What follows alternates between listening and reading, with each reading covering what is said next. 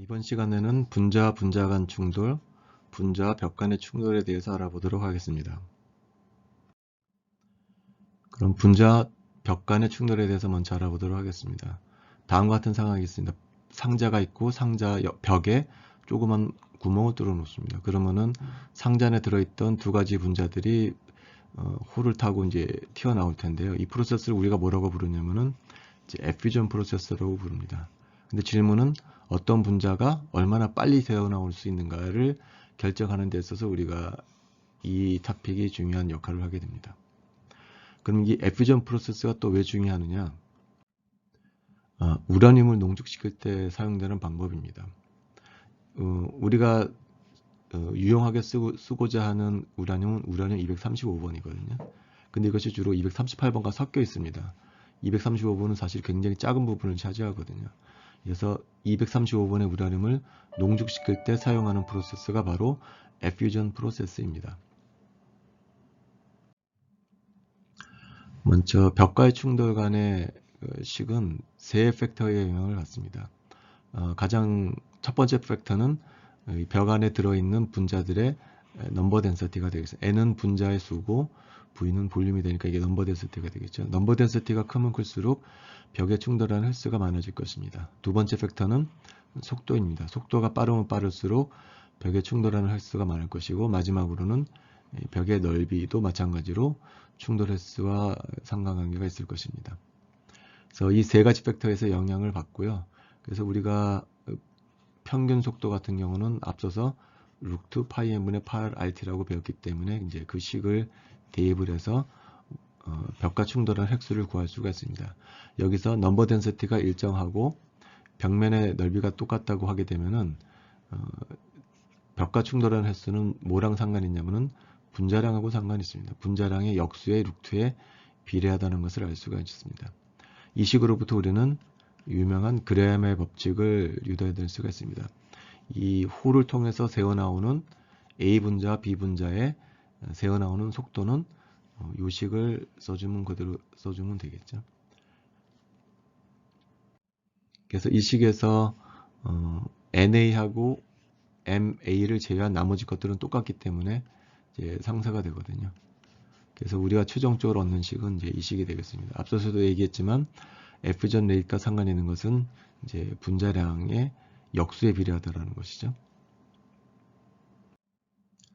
그래서 특히 뒷부분 분자량의 비율의 루트에 비례하는 양을 우리가 이제 인리치먼트 팩터라고 부릅니다.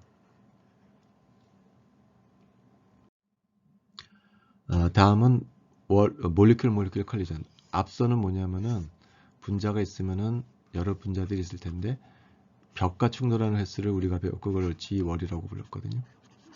근데 분자는 벽하고도 충돌하지만 다른 분자들하고 충돌합니다. 그걸 우리가 보통 이제 G1으로 표기를 합니다. 그럼 G1을 어떻게 계산할 것이냐? 먼저 우리가 따라다닐 분자가 이제 빨간색 분자고요. 빨간색 분자가 1초 동안 움직이는 거리가 얘라고 해봅시다. 이 거리는 아마 V바가 되겠죠. 1초 동안 움직이는 거리는 V바 곱하기 1초가 되니까. 그리고 요걸 중심으로 해서 이 그림처럼 보이는 실린더를 만들 수가 있습니다. 이 반지름은 이제 D가 되겠죠. 그러면은 이 빨간색 분자가 1초 동안 지나다니면서 하는 충돌 횟수는 결국은 뭐냐면은 이 실린더 안에 들어있는 파란색 공의 개수라는 거죠. 만약 이 파란색 공이 실린더 안에 들어있다면 지나가면서 이제 충돌할 거라는 거죠. 그러나 이 실린더 바깥에 있는 공하고는 충돌할 수가 없다라는 뜻이 됩니다. 그래서 결국은 충돌 횟수는 뭐랑 상관이 있냐면은 이 실린더 안에 들어있는 파란색 공의 개수가 바로 컬리전 레이시라는 거죠. 근데 이 실린더 안에 들어있는 파란색 공의 개수는 밀도 곱하기 이제 부피로 구할 수가 있을 텐데, 밀도는 그냥 분자의 수를 볼륨으로 나눠준 V분의 N이 바로 이제 밀도가 될 것이고요. V 실린더는 이 실린더의 부피가 됐을 때 실린더의 부피는 어떻게 구하냐면은 이 반지름이 D니까 이 원의 면적은 파이 D 제곱이 될 것이고, 거기다가 뭐를 곱해줄 거냐면은 이 실린더의 길이, 앞도 되겠지만 V바가 되겠죠. 그래서 파이 곱하기 D 제곱 곱하기 V바가 바로 실린더의 부피가 되고, 그리고 그 그 안에 들어있는 파란색 공의 개수를 구하기 위해서는 밀도가 필요한데 밀도는 n을 v로 나눠준 것이 됩니다. 그래서 또 앞서도 마찬가지로 v바 대신에 n분의 파이 r, 루트 파이 rt를 집어넣어주게 되면 우리가 원하고자 하는 이제 G1을 이제 구할 수가 있습니다. 근데 사실은 G1보다 G1 자체가 중요하다기보다는 G1을 구하는 이유는 뭐냐면 나중에 다음에 얘기할 mean free pass가 중요하기 때문에 우리가 G1을 구하는 것입니다. 자, mean free pass는 뭐냐면은 예를 들어서 분자가 있으면은 얘 혼자만 있다고 그러면 그냥 계속 날아가 버리겠죠. 그러나 얘 혼자가 있지가 않고 이놈은 다른 분자랑 충돌해서 계속 경로가 바뀌게 됩니다. 이런 식으로. 이렇게 경로가 바뀐다는 거죠. 그래서 free pass라고 하는 것은 뭐냐면은 얘가 free pass입니다. 이게. 한번 충돌하고 또다시 충돌할 때까지 자유롭게 움직이는 거를 갖다가 우리가 free pass라고 부릅니다. 근데 이 free pass는 이것도 free pass고 이것도 free pass고 이것도 free pass인데 아마 길이가 다 다르겠죠. 근데 평균값이 있을 거라는 거죠. 그걸 갖다가 이제 mean free path라고 부릅니다. 그럼 mean free path는 뭐랑 상관이 있냐면은 우리가 앞에서 구했던 분자 간 충돌 레이트, 그 다음에 분자의 속도에 의해서 우리가 mean free path를 이제 결정할 수가 있습니다.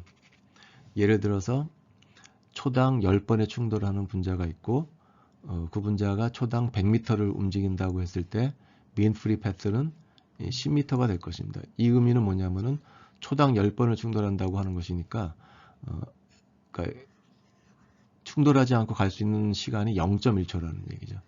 그리고 그 시간 동안 초당 100m를 움직이게 되니까 두 개를 곱하게 되면은 10m가 된다는 거죠. 그래서 mean free pass는 어떻게 구하냐면은 충돌 횟수의 역수 곱하기 평균 속도를 곱해주게 되면 우리가 mean free pass를 구할 수가 있습니다. 그래서 우리가 mean free pass에 관한 식을 얻을 수가 있고 이 식으로부터 이제 v바를 생략해주게 되면은 mean free pass를 이제 구할 수가 있습니다. 여기서 여러분들 한 가지 기억해봐야 될 것이 mean free pass하고 온도의 관계입니다. 온도를 바꿔주게 되면은 mean free pass가 바뀔 것이냐 안 바뀔 것이냐. 이 시기에 하면 안 바뀐다라는 거죠. 이 시기에 하면은 온도에 관한 파라미터가 하나도 없죠. 이게 넘버 덴서티가 중요하고 분자의 반지름이 중요하거든요. 왜 그러냐면은 온도가 높아지게 되면은 두 가지 효과가 있습니다. 온도가 높아지게 되면은 속도가 커지겠죠. 반면에 충돌 횟수도 그 충돌에 걸리는 시간이 작아지겠죠. 그래서 작아지는 양이 있고 커지는 양이 있어서 이것이 두 개가 곱해져서 상쇄됩니다. 그래서 mean free pass하고 온도하고는 이제 아무런 관계가 없다라는 거죠. 그럼 mean free pass를 왜 계산했느냐? 우리가 일반화학 시간에서는 더 자세히 다루지는 않겠지만 이 mean free pass가 여러 가지 상수랑 상관이 있습니다. 먼저 확산계수를 구하는 식이 바로 이거거든요. 그래서 우리가 이제 유도하지는 않겠는데 거기에도 mean free pass가 들어갑니다. 확산계수하고 mean free pass가 상관이 있다는 거죠. 그 다음에 thermal conductivity, 열 전도도하고 또 mean free pass가 또 상관이 있습니다.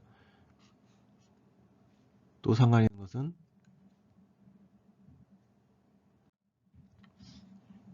점성도하고 mean free pass가 또 상관이 있다는 거죠. 그래서 mean free pass가 여러모로 상당히 중요한 역할을 하고 있는 파라미터라는 이것을 이용을 해서 디퓨전 콘스탄트도 계산해낼 수가 있고 열 전도도도 계산해 줄 수가 있고 비스코시도 계산해 이것 말고도 여러 가지 것들하고 상관관계가 있기 때문에 이제 mean free pass가 중요하다는 것입니다. 오늘 수업은 일찍 끝내도록 하겠습니다.